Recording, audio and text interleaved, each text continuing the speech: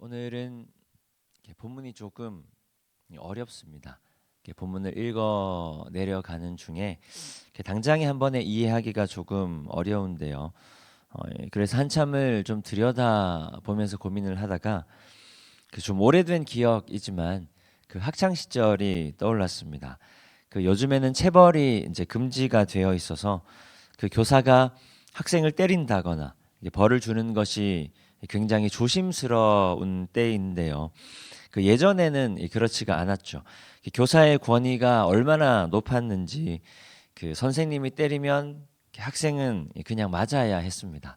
이유를 모르고 맞아도 그냥 맞는 경우들이 굉장히 많이 있었는데 저도 학교 다니던 시절에 선생님께 맞았던 기억이 굉장히 많이 있습니다. 기억에서 지워지지 않는 순간이 하나 있는데요. 초등학교 6학년 때, 저는 이제 국민학교를 나왔는데 국민학교 6학년 때, 당시에 저희 이제 담임 선생님에게는 한 가지 규칙이 있었습니다. 이게 바로 2대 1인데 숙제 하나당 2대라는 뜻입니다. 그래서 숙제를 하나 안 해오면 손바닥 2대를 맞는다. 그런데 어느 날 유난히 숙제를 많이 내주셨는데 그날은 숙제가 6개였습니다. 제가 왜 그랬는지는 모르겠는데요. 그날 숙제를 하나도 안 해간 거예요. 그래서 내심 설마 12대를 다 때리시겠어? 그래도 좀 할인을 해주지 않을까 하는 마음이 있었는데 한 대의 양보도 없이 그날 12대를 다 맞았습니다. 국민학교 6학년 시절에 제 키가 이제 130 정도 됐고요. 체중은 한 그때도 좀 말라가지고 한 25kg. 그때는 키도 작고 마르기도 마르고 이제 몸집이 굉장히 작았습니다. 그만큼 이제 손도 작았겠죠. 그래서 12대를 다 맞고 나니까 손이 이제 좀 퉁퉁 부어 오르더라고요. 그날 12대를 다 맞은 사람이 저희 반에 이제 저밖에 없었거든요. 그래서 12대를 다 소화해낸 제가 이게 신기했는지 수업을 마치고 나서 다 맞고 나서 아이들이 제 손을 구경하러 오기도 했던 그런 기억이 납니다. 그날 제가 맞은 12대를 통해서 저와 제 친구들이 깨달은 게 한 가지 있는데요. 첫 번째는 맞고 싶지 않으면 반드시 숙제를 해와야 된다라는 것과 그리고 숙제를 해오지 않으면 누구도 예외 없이 그날의 저처럼 될 수가 있다라는 겁니다. 이게 오늘 본문을 이해하는데 굉장히 중요한 포인트인데요. 다시 말씀드리면 숙제를 해오지 않으면 누구도 예외 없이 저처럼 맞을 수 있다라는 겁니다. 우리가 오늘 읽은 본문 이전의 말씀을 보면요, 이스라엘 민족의 실족함을 통해서 이방인들이 구원을 받았다라고 기록하고 있습니다. 이게 선뜻 잘 이해가 되질 않는데요. 11절 말씀을 보면 이렇게 기록하고 있습니다. 로마서 11장 11절 말씀 우리 함께 읽겠습니다. 그러므로 내가 말하노니 그들이 넘어짐으로 구원이 이방인에게 이르러 이스라엘로 시기나게 함이니라. 좀 전에 우리가 읽은 11절 말씀에 넘어진다라는 표현이 2번 나오는데요. 한글로는 넘어진다, 넘어지기까지 실족했다. 그리고 넘어짐으로 구원이 이방인에게 이르렀다. 이렇게 2번 나오는데 이게 원어적으로 보면 사실 서로 다른 단어입니다. 첫 번째 나오는 넘어지기까지 실족하였느냐에 나오는 넘어지다라는 표현은 멸망하다. 곧 구원에서 제외된다라는 것을 의미하는 것이고요. 그리고 두 번째 넘어짐으로 구원이 이방인에게 이르렀다에 나오는 이 넘어짐은 말 그대로 넘어짐을 이야기하는 것입니다. 넘어졌지만 다시 일어날 수 있는 상태, 넘어졌지만 다시 회복될 수 있는 상태를 이야기하는 겁니다. 그러니까 11절에서 말하는 것은 이스라엘 민족의 실족으로 그들이 하나님의 구원에서 제외되었다라는 것이 아니라 그들의 실족, 그들의 실수, 그들의 연약함으로 말미암아 이방인들에게 구원의 문이 열렸다라는 것입니다. 이방인들에게 구원이 이르게 되었다.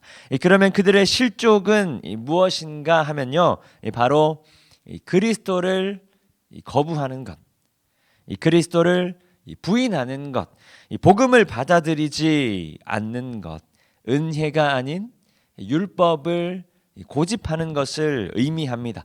그로 말미암아 이방인들이 구원의 기회를 얻은 것이니 오늘 본문은 이제 이스라엘의 실족으로 말미암아 구원받은 이방인들을 향해서 말하는 것입니다.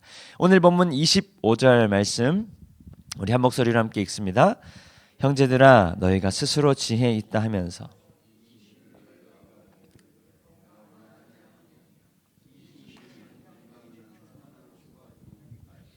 이스라엘의 더러는 우둔하게 된 것이라. 우리가 읽은 본문에서 말하는 이 신비가 무엇이냐면요, 바로 예수를 부인한 유대인들을 통해, 예수님을 부인한 이스라엘 백성들을 통해 복음이 이방으로 흘러 들어가게 된 것, 이스라엘 백성들이 고집했던 율법이 아니라 그들이 부인했던 예수로 말미암은 그 은혜, 하나님의 긍휼하심이 이방인들의 구원의 열쇠가 되었다라는 것입니다. 그리고 인간의 생각을 넘어 그 모든 것들을 통해 신실하게 역사하신 하나님의 일하심, 하나님의 역사하심, 하나님의 구원의 역사가 바로 이 구원의 신비라고 이야기하는 겁니다. 그래서 이방인들, 구원받은 이방인들에게 너희는 반드시 알아야 한다라고 말하고 있습니다.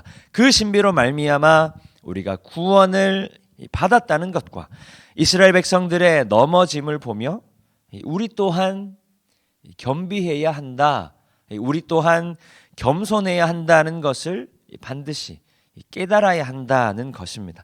지금은 구원받은 백성이라 믿으며 구원의 기쁨을 누리고는 있지만 우리도 이스라엘 백성들처럼 언제든 넘어질 수 있고 전통과 내 사고방식에 갇혀서 나도 모르게 하나님을 부인하거나 하나님을 욕되게 하는 일을 언제든지 저질러 버릴 수 있다라는 겁니다.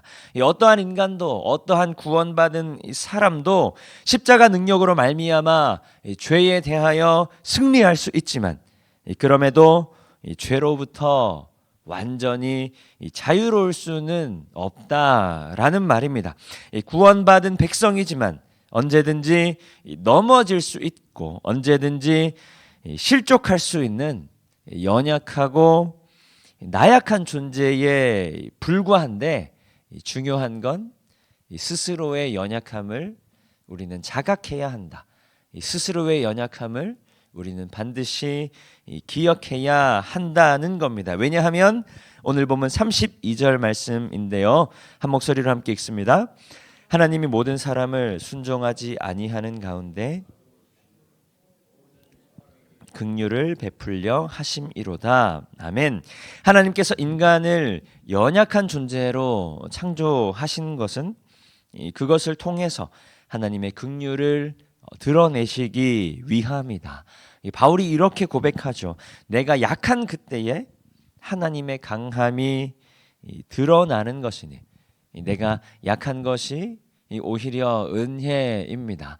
내가 완전한 것이 은혜가 아니라 내가 뛰어나고 훌륭한 것이 은혜가 아니라 내 약한 것이 나의 연약한 것이 나의 나약한 것이 내가 언제든지 넘어질 수 있는 인간인 것이 오히려 은혜라고 고백하는 겁니다. 왜냐하면 내가 연약한 때에 나의 연약함을 통해서 하나님의 강함이 예수 그리스도의 은혜가 드러나기 때문이다라고 고백하는 겁니다. 마찬가지로 하나님께서 우리를 연약한 존재로 창조하시고 또 그렇게 살아가게 하신 것은 삶 속에서 내 연약함을 깨달아 알므로 말미암아 연약함 가운데 일하시는 하나님의 긍휼을 우리가 누리게 하시기 위함이라는 것입니다.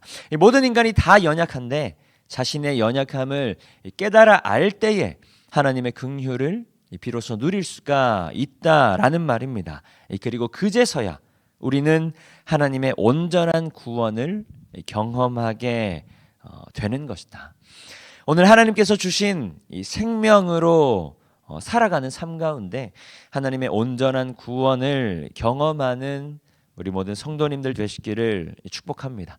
언제든지 넘어질 수 있고 또 언제든지 하나님을 부인할 수도 있는 존재이지만 언제든지 하나님이 아닌 다른 것을 쫓아 살아갈 준비가 되어 있는 너무나 연약한, 때로는 너무나 완악한 존재이지만, 그리고 또 실제로 그렇게 날마다 연약한 모습으로 살아갈 수밖에 없지만, 이때마다 내 연약함을 깨달음을 통해서 하나님의 긍휼을 구하는 모든 성도님들 되시기를 축복합니다. 그래서 때마다 내 연약함을 채우시어 나를 더 온전하고 나를 더 강하게 하시는 예수님 십자가 은혜를 경험하는, 우리를 위한, 우리를 향한 하나님의 온전하신 구원을 경험하는 우리 모든 성도님들 되시기를 축복합니다. 이 시간 말씀을 기억하며 함께 기도하겠습니다.